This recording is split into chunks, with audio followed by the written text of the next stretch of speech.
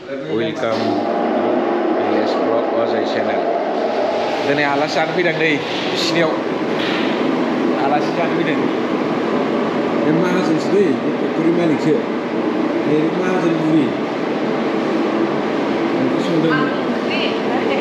नाथुर फख्रियाव लाना फैदों. हा औ नाथुर मोनलाबायनायलै बिसोर बादाम फेक्टरि थायो बे मालिक फेक्टरि मालिक बियो सालायबायानो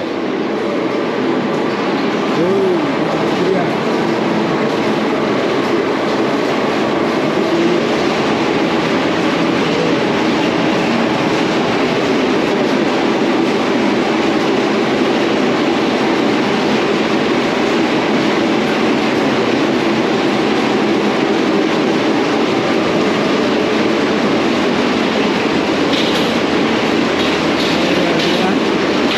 मेचिनखौ सालायबाय बिसोरो बैयाव लुगासिनो दङ नैबे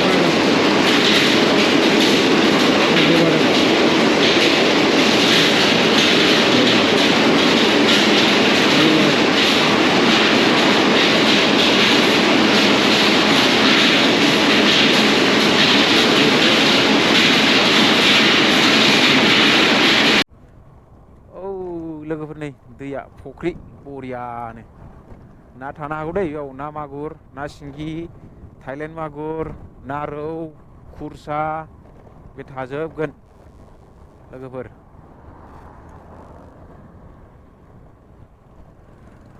बिराद बरिया तालाक.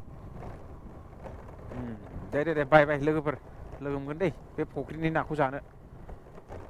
बाय.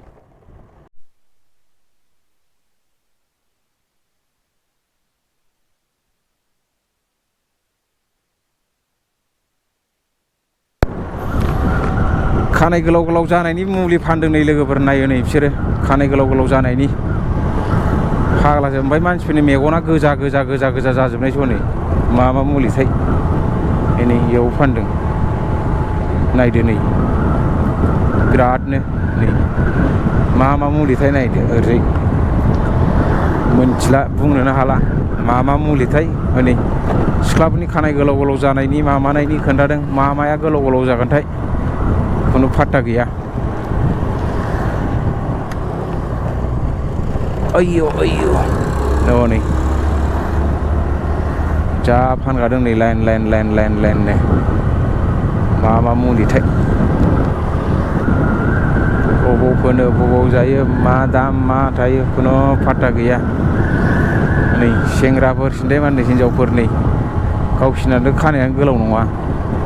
गद्रेज फोननानै गोसोम खालामनानैसो लालायबावदों. हनै नायदो बन खालायथ'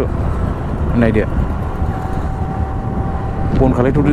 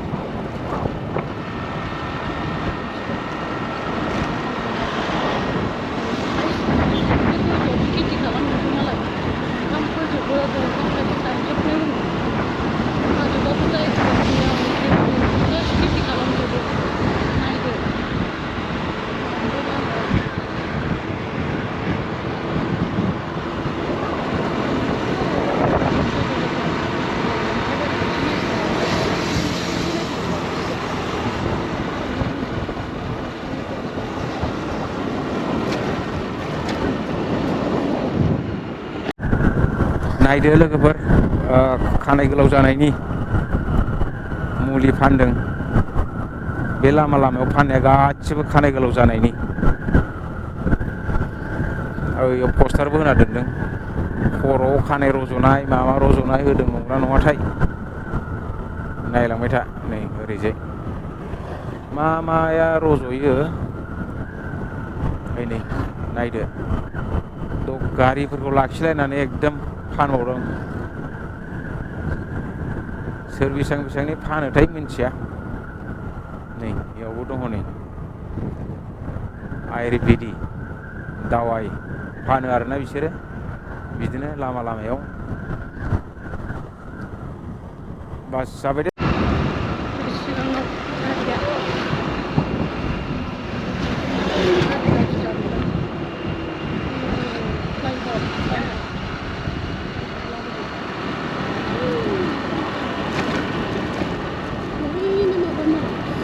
बागान मोनो दानि जुगनि बागानाव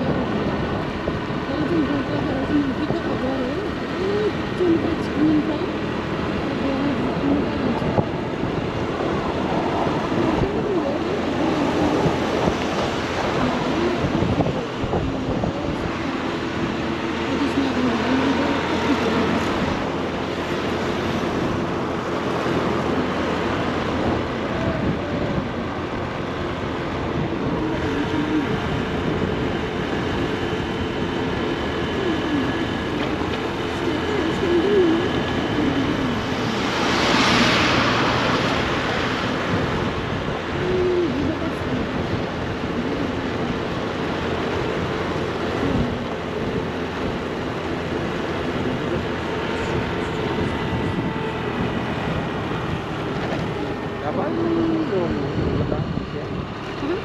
गाबाय जर' मोनसे मोनगोन ना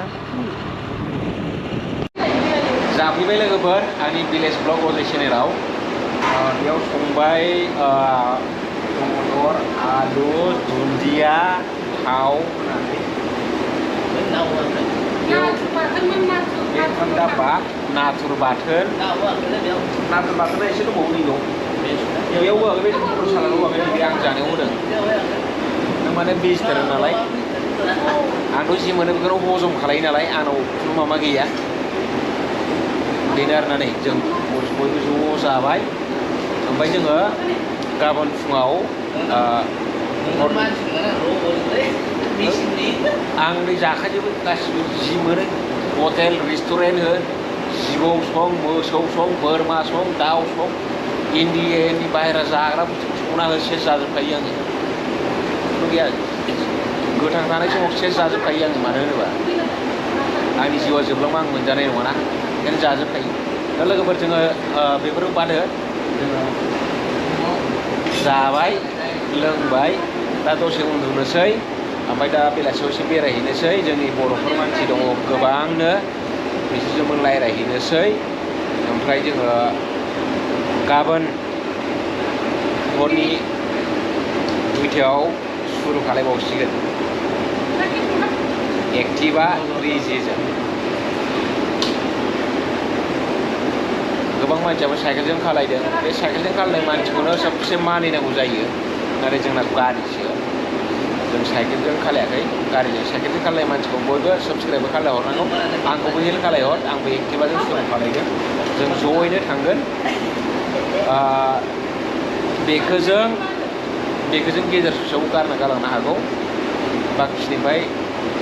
जों सानै थांगोन आरो बेखौबो गेजेर ससेयाव गारलांनो हागौ हारसिं सहैगोन last India border Jammu Kashmir Ladakh लोगोफोर लोगो मोनगोन दै नेक्स्ट भिडिअ दै आंनि भिडिअ गोसोआव दोनबाय लाइक आरो शेयार खालायदो मानो होनोबा बिनिफ्राय दंबावो दा जों गाबोनो 600 किल'मिटार रानिं खालायगोन एक्टिभा 3G 600 खौ खालायगोन